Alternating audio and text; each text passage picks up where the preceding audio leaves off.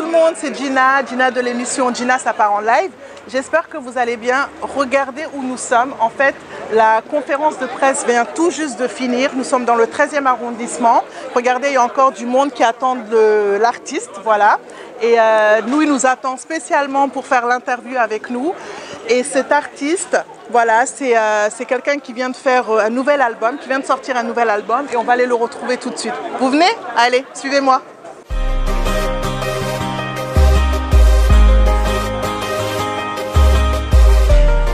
Aujourd'hui, nous accueillons un artiste de la Côte d'Ivoire, voilà, et on vient tout juste de sortir de sa séance de dédicace et on va passer un petit moment avec lui. En plus, il a bien voulu accepter l'invitation.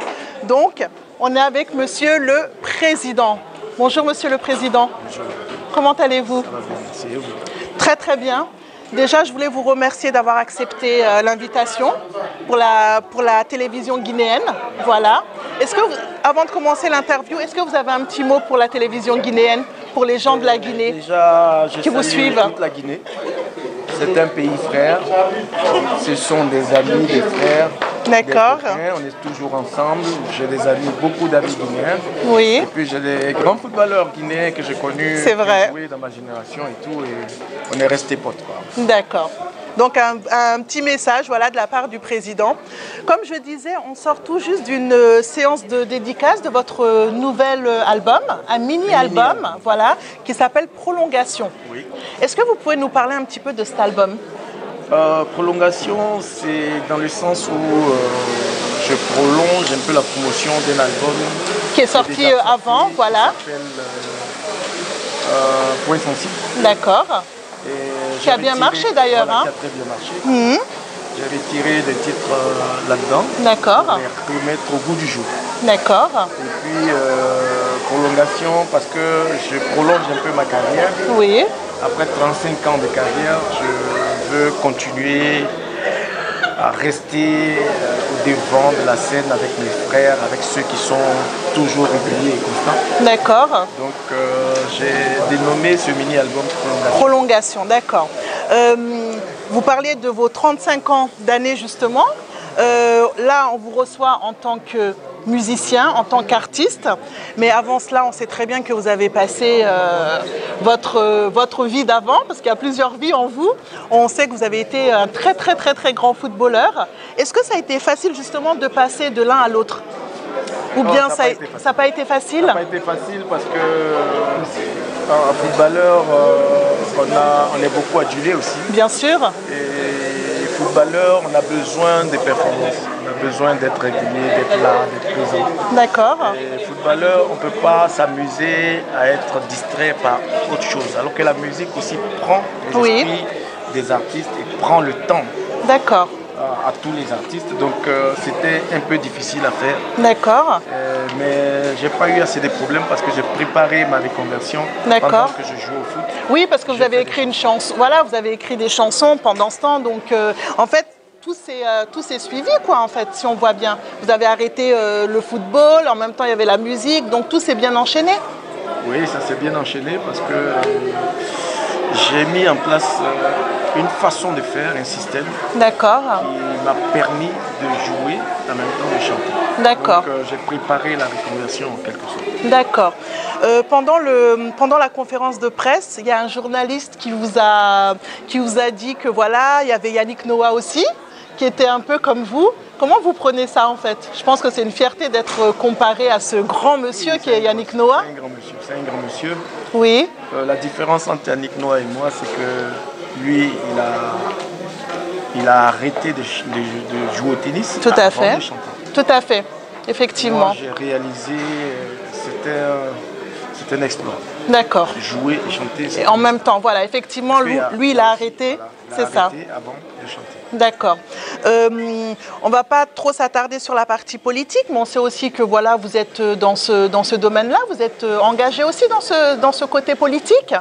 Oui, engagé, on peut le dire ainsi, parce que nous n'apprécions pas donc ce qui se passe pour l'Afrique. Bien sûr, bien sûr. Je souhaite que les Africains, les dirigeants africains s'occupent de leur peuple. Voilà. Ça, c'est un bon message aussi pour la Guinée avec tout ce qui se passe en ce moment. Voilà, on pense très fort à vous parce que c'est vrai que depuis une semaine en Guinée, c'est un peu compliqué. Donc le message que nous dit Monsieur le Président, c'est vraiment un message de paix, de tolérance et voilà, de réconciliation. Et c'est vrai que ça touche tous les Africains. C'est pas forcément Côte d'Ivoire, c'est pas forcément la Guinée, c'est vraiment tous les pays d'Afrique. Voilà. Donc mon message, c'est celui-là, celui que vous avez passé. Un message de paix, voilà, quoi. De paix, de cohésion sociale. Tout à fait. De tolérance, effectivement.